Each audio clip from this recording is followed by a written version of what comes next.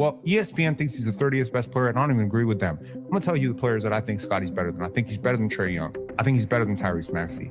I think he's better than Cat. He's way better than Derek White. I think he's better than Schengen. I think he's better than Chet. I think he's better than Harden. I think he's better than Pascal. I think he's better than Bam, better than Kawhi, better than Jaylen Brown, better than Jimmy Butler, better than Paolo, better than Donovan Mitchell, better than Devin Booker. He's not better than Anthony Davis. He's better than Evan Mobley. He's better than Cade Cunningham, and he's better than Jalen Williams. I would have Scottie Barnes as like probably the 13th or 12th best player in the league. As it possibly woo! Here's a quick message. You'll never be LeBron James ever.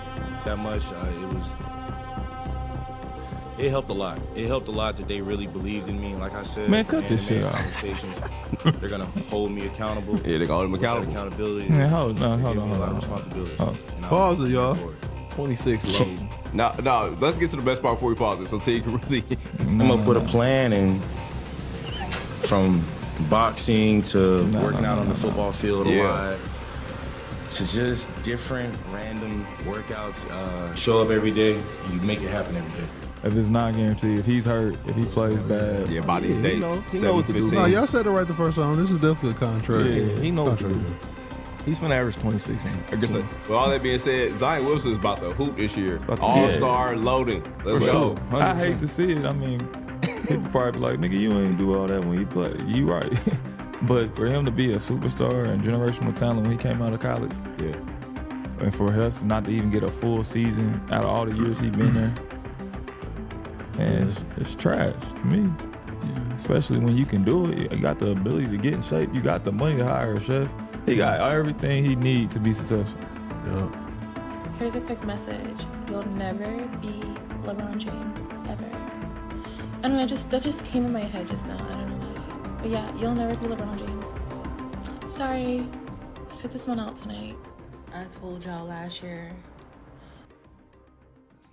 Let's talk about two players who are never going to be LeBron James and why they're never going to get there. And I'll give you the tale of two very different star players to build around. Two players who are being built around. Two players who just swapped Brandon Ingram back and forth. So that's really interesting. This video is going to be about the trickle-down effect of who your star player is. It's going to be about what a star does, different alternate paths to being a star, a superstar. I think there's sort of a one-size-fits-all approach. When people think about superstars, they think like, okay, it's got to be Michael Jordan. It's got to be Allen Iverson. It's got to be a big-time shot creator. I don't think it has to be, but it does have to be a winner. If you want to have any success with your star player, it has to be a winner. So let's talk about Zion, and we'll shift focus to Scottie Barnes a little bit after we talk about Zion. So first, let me put Zion's contract details on page for you, for everyone who is wowed and amazed by Zion Williamson's transformation, shall we? Okay, pull this off. This is Zion's contract. As you can see, 2025, 2026, $39.446 million. No All-NBAs, not a single playoff game played in his life. And 50% of that becomes guaranteed on January 7th, 2025, which, has already happened. But the rest of it, the non-guaranteed, fully guaranteed date, 7/15, 7/15. And again, these dates correspond with weight check-ins and all that stuff, right? Entertainer clips. Why can't Scottie Barnes never be LeBron James? Well, we'll talk about that in a moment. So when it comes to Zion Williamson, obviously the Pelicans are in a precarious situation because they have dealt away, foolishly in my opinion, their draft pick. They have put together two rookies that are naturally going to be influenced by Zion as their star player in Derek Queen and Jeremiah Fears. Both players that are very talented, both players I believe in very much. But Derek Queen already got some weight issues that are going right back to high school. And now you got Zion. You got Ozempic Zion. Now, I don't know if he took Ozempic. I don't know if he took cocaine. But the truth is, Zion Williamson looks like he shed a shit ton of weight. This dude looks like he's skinnier. Like I watched Zion in high school. He's skinnier right now than he was in high school. What does this mean for him? Honestly, I don't necessarily even want to explore too much what it means for his game. Obviously, the obvious parallels are if if you cut down some weight, you're probably going to have a little bit more motor intensity defensively. Hopefully, your body being carrying less weight, it's going to be a little bit easier for you to stay healthy, and that's been a huge, huge problem. So even if he's not as dominant, because obviously when you lose a little bit of weight as an undersized power forward, you're going to have to switch over to the wing. And, he has never really shown an ability to be able to guard wings. So, you lose some of the impact of it. But I would say 70% Zion for 70 games is way better than 80% Zion for 30 games. And Trey saying Zion is slightly overrated. I don't know if he's necessarily overrated, but I do think his impact is severely misunderstood, as evidenced by the fact that Bill Simmons released a tweet saying, 14 seconds and I'm back on the Zion train. I'll tell you someone who's not back on the Zion train, me. And I'm someone who's been on the Zion train for a really long time because I appreciate the talent, but I've come to a realization over the last couple of years that if your star player isn't about the right stuff, your team will never win. People want to talk about championships. Bill Russell, Magic Johnson, Larry Bird, Michael Jordan, Scottie Pippen, Kobe Bryant, Shaquille O'Neal, Tim Duncan, Kevin Garnett. Go through the list of NBA champions and tell me where you have an unserious superstar at the top winning a championship. It's not possible. You will never win a championship if Zion Williamson is your best player. It's impossible. Not because he's not talented. He's very talented. Not because he can't score with the best of them. He would break record books. But because, simply put, your star player has such a disproportionate impact on your team, on your intensity, on your practices, on your focus. Every element of a star trickles down to every person beneath, from the rookies to the veterans, to the team dynamics, to the defensive focus. It really matters that your star player cares about winning trades. And that matters. Defense, team first, team meetings, communication. If your star player doesn't care about these things, you'll never win a championship. Chauncey Billups was the leading scorer on a championship team. He was the best offensive player on a championship team. Rip Hamilton, Chauncey Billups. This is not superstars. These are guys who were given up on by their first teams. Rasheed Wallace. Sure, top 4 pick. Okay, fine. Chauncey Billups, top 3 pick. Ben Wallace. Some people think Ben Wallace was the most impactful player on the 04 Pistons. That was a really great team, right? It was a really great team. Now, reverse engineer it all you want. Kevin Garnett was not seen as a surefire franchise player when he was drafted. And trust me, I remember when he was drafted. 1995, people thought you were crazy if you drafted Kevin Garnett. Now, the big ticket became something else. Now, Kevin Garnett had a lot of flaws as a basketball player. For someone who was once possibly the best player in the NBA, he had a lot of flaws. He was sometimes not the best rim protector in Minnesota. He didn't really always have the best teammates. He wasn't always as ferocious or as intense as he could have been offensively. There were certain series where I felt like he was a little too passive, little much, settled too much. Kobe Bryant had a lot of flaws as a basketball player, as evidenced by his analytics. A little bit tunnel vision sometimes, took a lot of difficult shots, was a very overrated defender. I'm not slandering Kobe. I'm just telling you, he might have made 12 all defensive teams, but he probably deserved about 3 to 4 of them, right? Tim Duncan wasn't a perfect basketball player.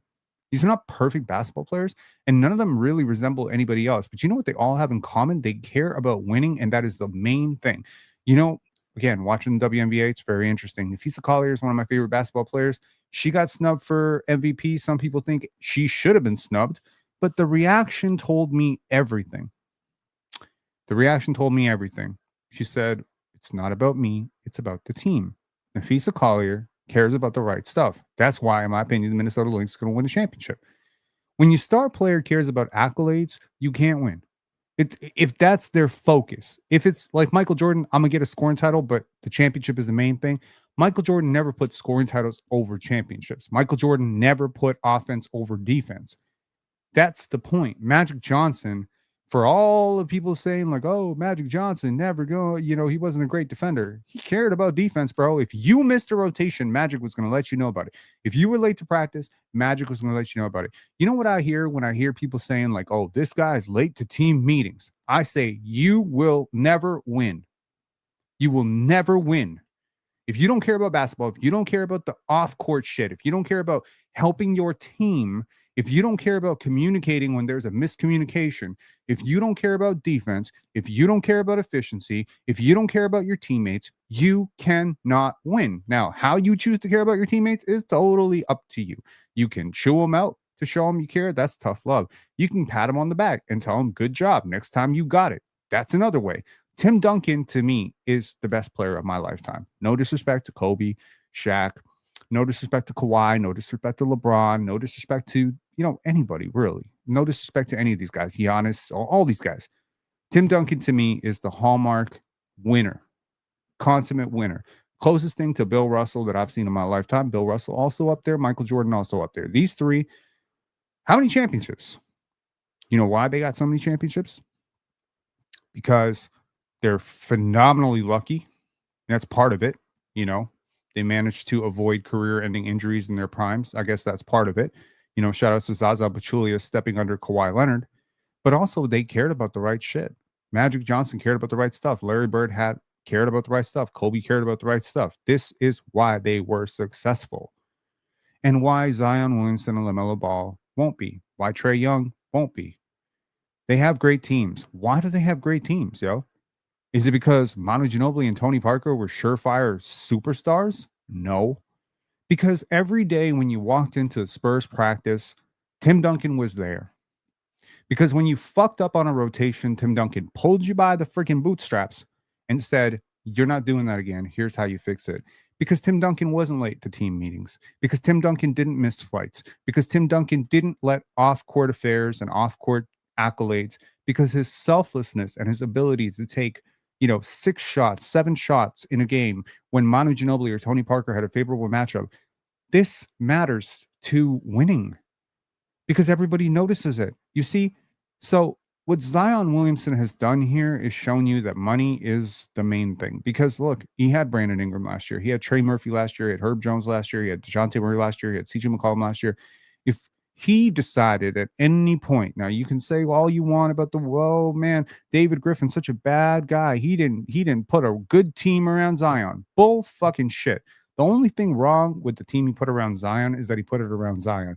If they had traded Zion Williamson like 4 years ago for like an equivalent star, if they traded Zion on draft night for Paolo or someone who actually gives a fuck about winning, Cade is nowhere close to the star or talent that Zion is. If they traded Zion for Cade, they would have won a playoff series by now. Do you know why? Because Brandon Ingram wouldn't feel depressed all the time. This may sound like a little bit of kooky science, but I promise you it's true.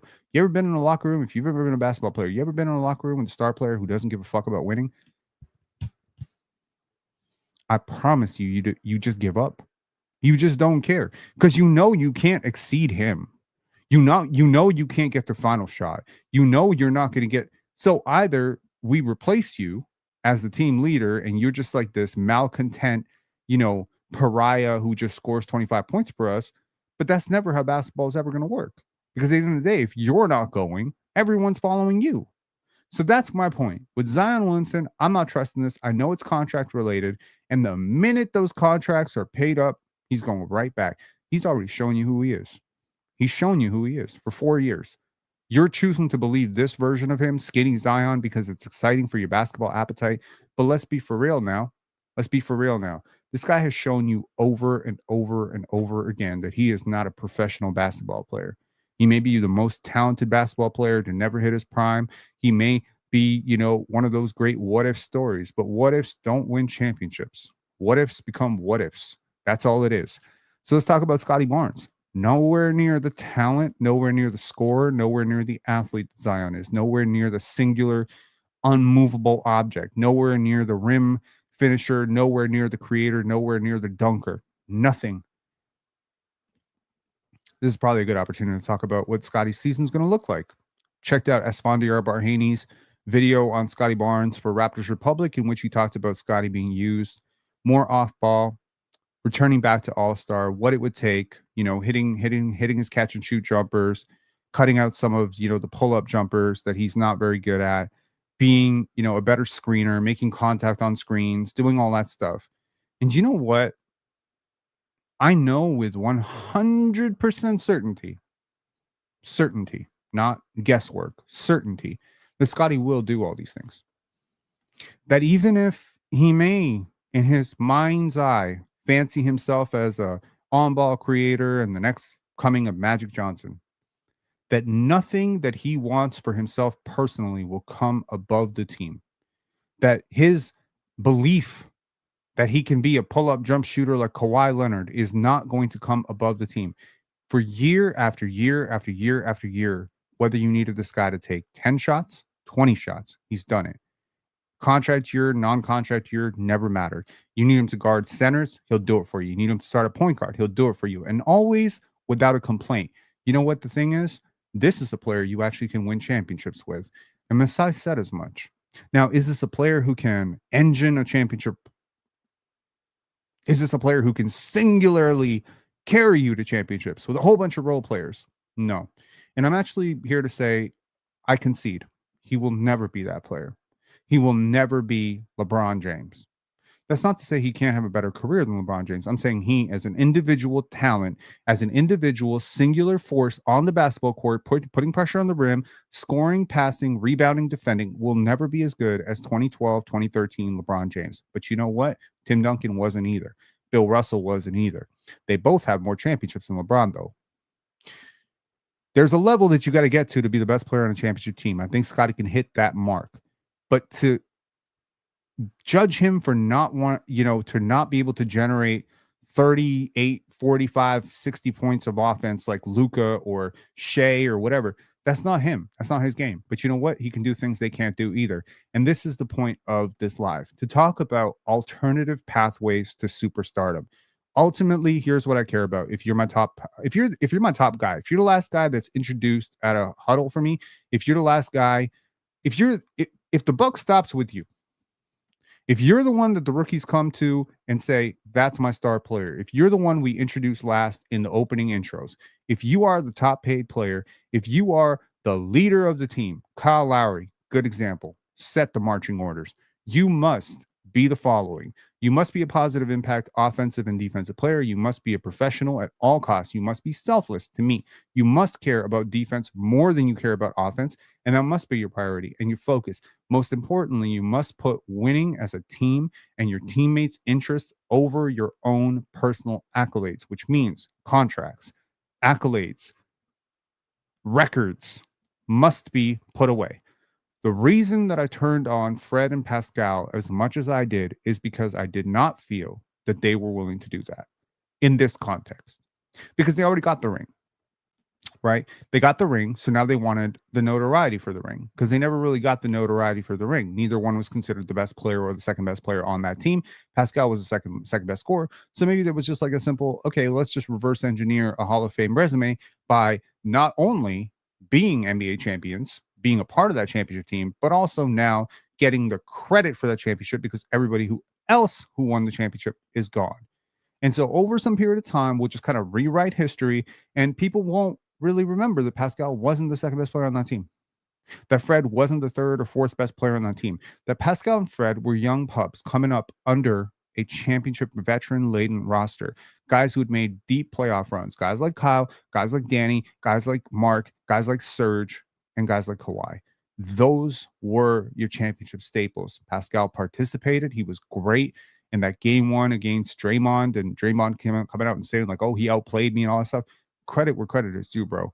You did not lead a championship culture. You did not develop that culture. And frankly, neither did Nick Nurse. DeMar DeRozan deserves a lot of credit. Dwayne Casey deserves a lot of credit. Masai, the stabilizing force at the top of your organization, deserves a lot of credit. Dwayne Casey deserves a lot of credit for finally breaking through to, Kyle Lowry, because let's just be honest, Kyle Lowry, all-star, not a conversation we could have had in 2009, 2010, but that's what it became, right? All NBA Kyle Lowry. So to me, Scottie is like, he's going to be better than Lowry. Just throw that out there. I think he's analytically and politically and socially and popularity and all that stuff, league standing, he's going to be better than Lowry. Could Lowry single-handedly lift a lineup of Orlando Robinson, Colin Castleton, and Cole Swider. No, he can't. He needs great teammates. You need great teammates around you. This year, Scottie Barnes is probably going to look much better to you, but he's going to do it differently. And I want to say two things can be true at the same time. So Scottie's bumpy, sort of progression from analytically sound super rookie to sophomore slump to analytically sound all-star to major step back in terms of efficiency, shot creator type. This is all a bumpy road. This is ups and downs, ups and downs, ups and downs. And what you don't realize is when you take a big snapshot, like, sometimes I say when the sidewalk doesn't make sense, get on a tree. When the tree doesn't make sense, get on a building, get on a skyscraper. And if the skyscraper don't make sense, get on an airplane. Look further back, scale out. Where were we in 2019 with Scottie Barnes? Where were we in 2021 with Scottie Barnes? Where were we in 2023 with Scottie Barnes? Again, every single year, there's like growth and growth and growth. And this is what Masai always talked about was growth, right? He wants to see these guys grow and grow. Just because, and please understand, nobody is making an argument that right now, if I give Brandon Ingram possession and say, go create something out of nothing in an 8-second shot clock, and Scottie Barnes do the same thing, that Brandon Ingram isn't 3 times more efficient at doing that and way more dynamic, is going to draw way more attention, and is frankly just a way better scorer. I don't disagree with that. I know that to be true. Emmanuel Quickley is probably a better scorer right now than Scottie Barnes. Scottie Barnes is woefully poor as a self-creating offensive player, as a pull-up jump shooter, and all of these things make your offense bad. If you want an example, I think an example would be Amen Thompson, Anthony Black. Basically in the NBA right now, if you can't be a threat as a pull-up jump shooter and you are not a one-of-one, we're talking one-of-one dynamic ball handling downhill threat, i.e. Ben Simmons in his absolute prime, you can't control an offense. So as much as you may want to see yourself as a point guard, defenses are not going to respect you like John Morant and De'Aaron Fox. And you're going to lead some piss-poor offenses. And that's what happened with Anthony Black last year. He played, I think, 22, 24 minutes a game, and teams just sag off. And that's not to say that Draymond Green and Alyssa Thomas and, guys like, players like this can't function as as players who get 8, 9 assists. Nikola Jokic is a great example of a player who is not a point guard, but not necessarily a pull-up threat, but it's just a really smart, efficient basketball player. And he's the best player. So if you watch Nikola Jokic at a park and you watch De'Aaron Fox or John Morant at a park, which one of these two players looks more like a superstar to you? The analytics obviously say Jokic. Scottie is more in that line than the shot creating wiggle wing like a Tracy McGrady or a Kobe Bryant. No one is confusing him for that. But this archetype does become an all-NBA player, in my opinion. It becomes a first-team all-NBA type of player. It becomes a mega impact player. It becomes an everything all-star. And that's the video essay I'm working on where I compare Scottie to Nafisa Collier. And if you watch Nafisa Collier play, she's not breaking people off the dribble. I mean, there's a little bit of bump, fade stuff going on, but the vast majority of her offense is coming off of smart cuts. It's coming off of screen and rolls. It's coming off of catch and shoots. 25 points is 25 points. And if you're giving me elite all-world defense on the other end, to me, you're a superstar. You can definitely be the best player on a championship team. How many hot sauce dribbles did Tim Duncan have? What offensive skill did Tim Duncan have that is so singular and so amazing? He was a generalist. He was a pretty good jump shooter. He was regularly efficient around the rim, which Scottie already is. So the only thing we're really missing right now is volume and self-creation. Did Tim Duncan create all of his own offense, or did he have Tony Parker and Manu Ginobili? You can definitely be the best player on a championship team without being Tracy McGrady or LeBron James or Kobe Bryant or one of those types of players. So the thing that I'm trying to say is that what scales well when it comes to a star player, right? When I look at Scottie Barnes, a lot of his offense this year is going to come off of 3 things, okay? The 3 things are catch and shoot. This is going to be huge. Scottie in the corner, Scottie above the break, Scottie showing the play. Number 2, roll cut possessions. Okay. This is obviously going to require, as Esfandiar Barhani mentioned, increased efficiency as a screener. But I believe that his cutting frequency needs to go way up. His rolling to the basket with some force and gravity. He has great hands. He's a great short roll passer out of those situations.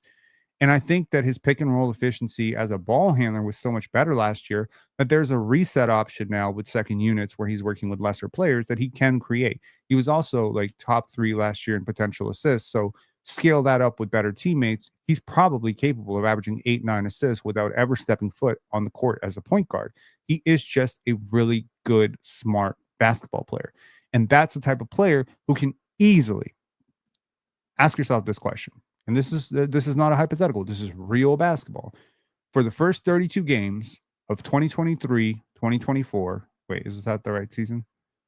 The year he became an all-star. 2023, 2024. Yes, 2023, 2024, 2024. So from October to January of 2023, right? 2023, 2024. What did he do that you believe he can no longer do? I think he's a much better player than that player, by the way. That player was averaging 21 points, 9 rebounds, and almost 6 assists with 2.9 stocks per game, was shooting 39% from 3, and by the way, was shooting 54% from the field. 54% from 2, I apologize. That player is a better playmaker today, is a better ball handler today, is a better shooter, in my opinion, off the catch, off the dribble, and has a much better bag of counters in the mid post. That player is also stronger. He is 1.5 to 2 years older than that player. And he also happens to have, I think, just a way better team dynamic, a lot less uncertainty, roster uncertainty, a lot more roster continuity. He's played with Emmanuel quickly for 1.5 years. He played with Dennis Schroeder for like a minute. Okay. He doesn't have a star who's on his way out sulking. Brandon Ingram is here. He wants to be here and he wants to be Scottie's teammate. Pascal didn't want to be here and was looking out. So again, and one more thing. I think the second unit on this team that he will be asked to lift on occasion is much better than the second unit that he was asked to lift with, the Precious Achuas and Malachi Flynn's and the Gary Trents of the world. I think this second unit is better. So there is a very good chance that this version of Scottie that you see this year will be similar to that version, but a better version of that player. That player, 32 games into that season, was 5.8 box plus minus. To give you an idea, there were 6 players last year who clipped 6.0 box plus minus. That means there were 6 players in the league last year, I believe, who were over 6.0 box plus minus. Everybody else was below that mark. That's the group that Scottie will be in. He will be either the 7th to 18th best player in the league. I split the difference and said 13th, but that's where he'll be. And he doesn't have to, at any point, do anything like LeBron James to get there. He doesn't need to speed up his first step. He's plenty strong. He doesn't need to become some crazy ass pull-up jump shooter like Kobe Bryant or Steph Curry, because he doesn't have to. He's big. He's a big guy. And frankly, if he can step it up one more level on defense, shoot, he can get up to top 5. The question arises, does that project as a first option? Is he a playoff number 1 if he does that? Well, the question then becomes, is that maybe the wrong way to look at basketball? What is a number 1? Does it have to be a leading scorer? Does it have to be a leading shot taker? Does it have to be the best ball handler or the best pull-up jump shooter? What is it? Because when I look, and again, I bring back to the Minnesota Lynx, and I understand that some people do not watch WNBA basketball, which is like, sorry for you guys. But if you think about the Minnesota Lynx, forget that. Consider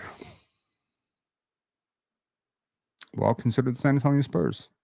The 07 San Antonio Spurs. Who was the best live dribble creator on that team? Who was the best shot manufacturer on that team? Who was the one that you went to that split the paint wide open, was putting relentless downhill pressure? Who was the closest player to LeBron James or Michael Jordan on that team? I would argue it was Manu Ginobili, not Tim Duncan. Did anyone ever doubt whether Tim Duncan was the best player on that team? Seriously? No, I don't think so.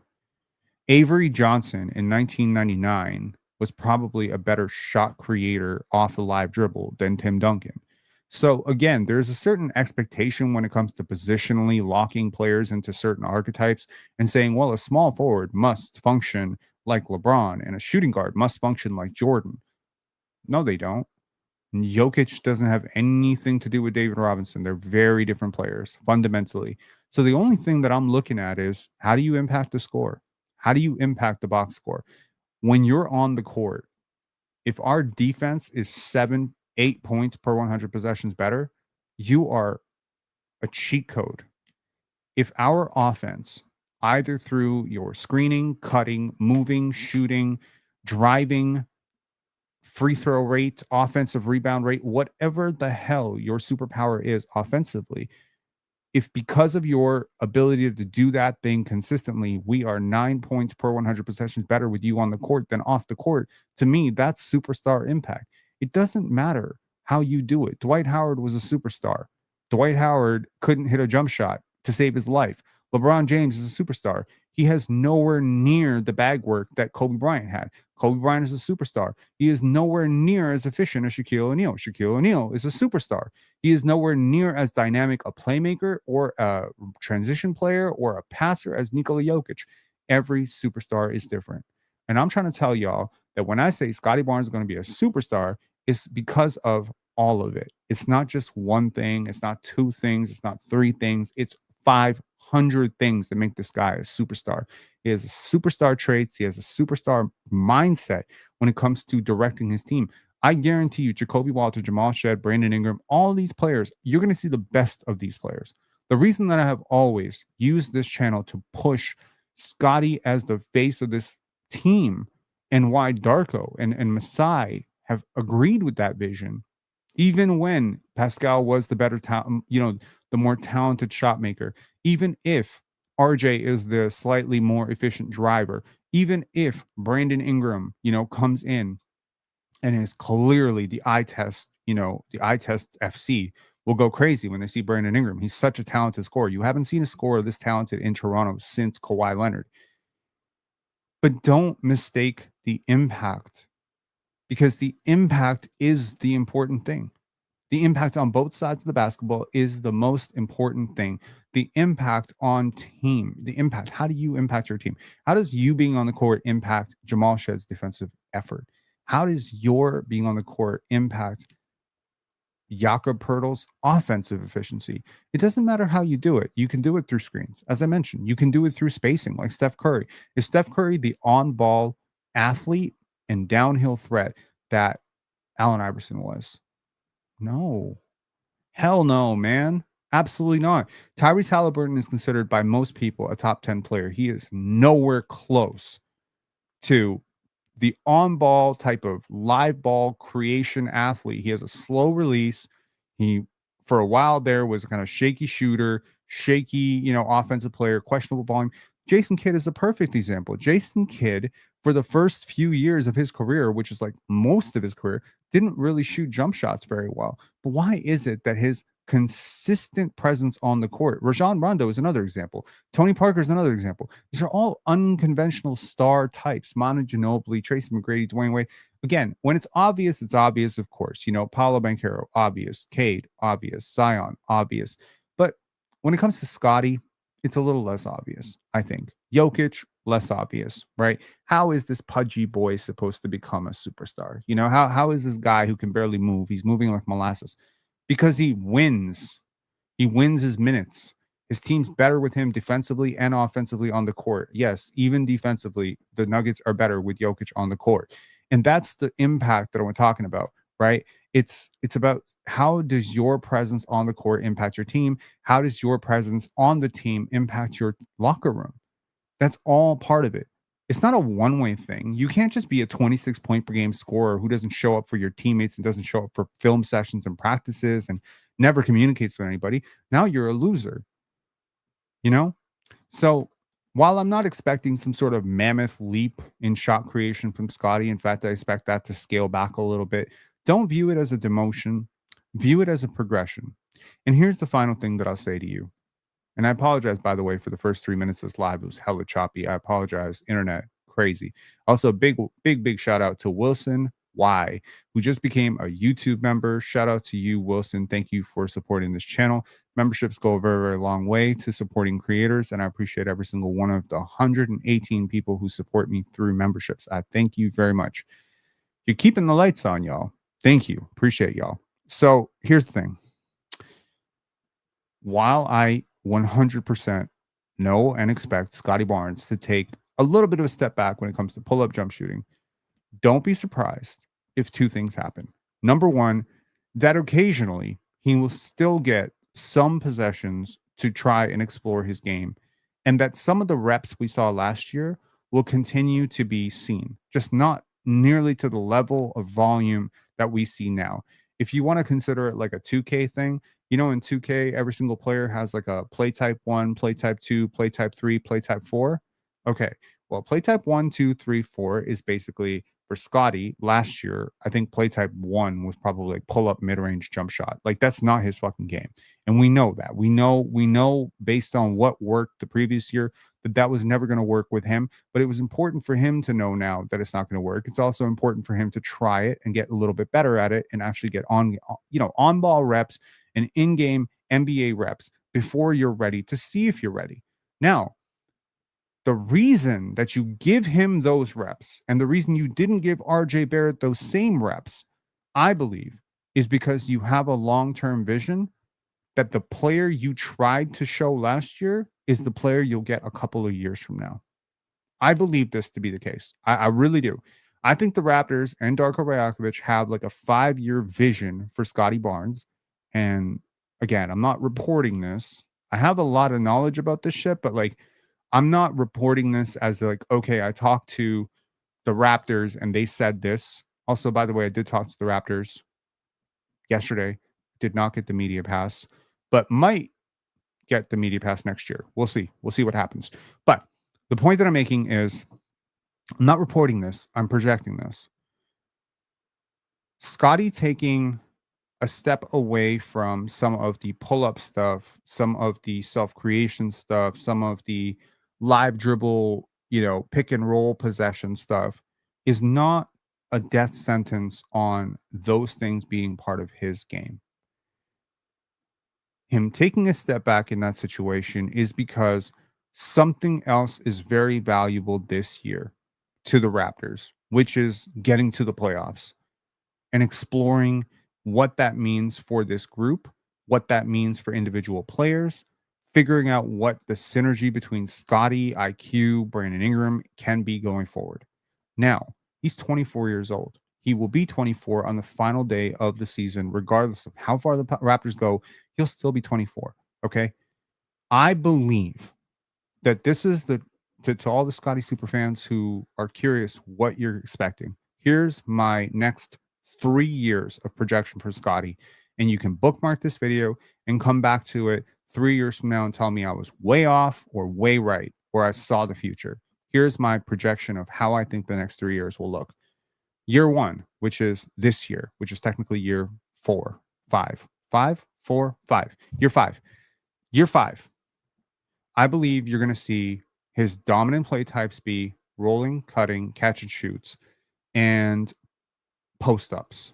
I think you're going to get a lot of post-ups with second units. I think you're going to get a lot of transition play, grab and go off the defensive rebound, and then just try to run it down the throw to the defense, play super fast, get a lot of assists that way. I also think you're going to get a much more efficient Scottie Barnes this year. I project north of 34% from 3, which is the mark that he hit 2 years ago. I believe a lot more of his points will come as assisted for as opposed to assisted by. And I think that his numbers will project to a lot of people growth, which is to say, I think he'll probably average around 21, 22 points, 8, 9 rebounds, 5 to 6 assists on better efficiency with great defense. Okay. That's all NBA. Just so we're clear, on solid efficiency on a winning team, that's all NBA 100%. And he could have done this last year, but he chose to develop in a losing year. So fine. Year 2 of this, I believe you're going to see a lot more mid-post stuff added to that to make him a more complete basketball player. I think you're going to add a little bit more of that Kawhi Leonard stuff, like the hand it to him in the post, let him work off the post, let him really, really play make from the nail. Okay. At which point we'll see if Brandon Ingram's still on the team or whatever. Like, I have no idea. Year 3, of this experience where he will be 26 entering that year and therefore entering his prime, by the way. So this is the year that everyone's talked about with Scottie, everyone internally with the Raptors is setting all of this up for his prime. 26 to 32, that's his prime. He'll be locked up with the Raptors. Who knows, whether the Raptors pursue Shea over that period, make a big trade for Laurie, make a trade for whoever, what Colin Murray Boyles becomes, whether a new star emerges on this team. Who knows? A lot of things can happen in 3 years. That third year, I believe, will be the year that you'll see way more of the live dribble creation stuff. Here's my final point to you. Scottie All-Star this year, lock it in. I think he's going to be an All-Star unless he gets injured. That's one. Scottie All-NBA by year 2 of this progression. I think it could happen as early as this year, but it'll happen by next year as well. Scottie MVP talks by year 3 of this progression. It's going to build slowly. Every offseason, there's going to be more and more work put into the handle, more and more work. Don't think because he doesn't handle the ball as much as he did last year that the Raptors are giving up. No, the Raptors always knew this was going to be a 5, 6, 7 year period to build this guy up to the superstar version of himself. You have a guy, Darko Rajakovic, okay, who said very confidently, by the way, Scottie Barnes will be the face of the league. Scottie Barnes is an all-star. He's going to be face of the league. You don't call role players face of the league. You don't call burn cutters face of the league. You don't call fifth options, fourth options, third options face of the league. They believe this dude is going to be a superstar. Okay. This is my belief. And I don't think that anything that happened last year necessarily makes them think it can't happen. I think what they got last year was an absolute example of what he can't do. And for him, it's what he needs to work on to get better. But just because you overdosed him last year with a superstar shot diet doesn't mean that he's never going to be a superstar. It just means you gave it to him before he was ready so that he could see what he needed to work on over the next few years. You'll see it all come together. And over that period of time, there's no more free runs. There's no more free reps. And by the way, if at some point the Toronto Raptors end up losing a whole bunch of games, Ingram gets injured, IQ gets injured, half the team gets traded, whatever, you'll see them go right back to Scottie superstar reps just to lose games. It's very, very important for them to get him to that level by the age of 26. But it's very important for you to realize that from 24 to 26, you have a player who has a 6'9" frame with a 7'4" wingspan, with hands the size of a basketball, who has an insane work ethic and is court mapping 3 seconds ahead of most of his teammates. The potential is still 99%. The potential is still there. And just because it materializes this year into a more off-ball role doesn't mean the on-ball shit ain't coming really soon.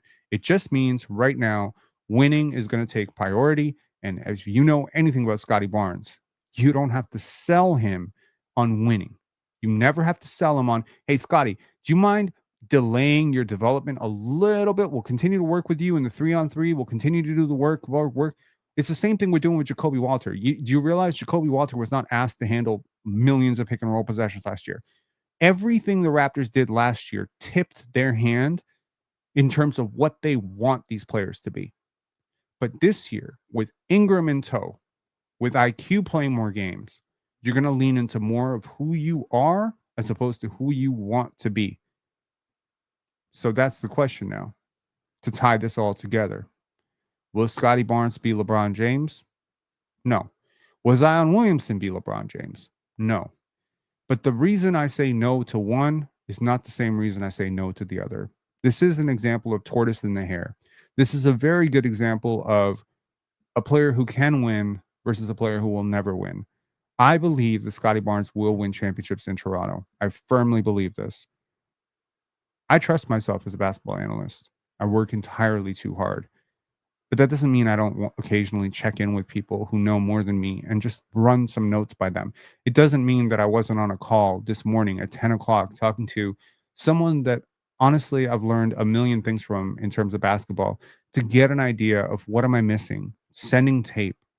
I want to be right not because it's an ego thing of being able to brag later that I was, but rather because it's important to me to do the work to be right. And if I do the work to be right and I'm wrong anyway, I'll live with it. But if I don't do the work and I don't have the conversations and I'm not humble enough to accept what I don't know and research it anyway, then I'm failing as a content creator.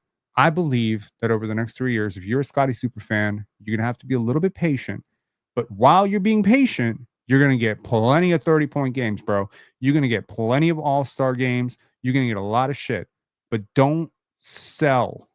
Don't be like, okay, well, he's not doing some of the stuff he was doing last year. He's not tween, fade away. So that shit's permanently gone. I promise you it's not permanently gone.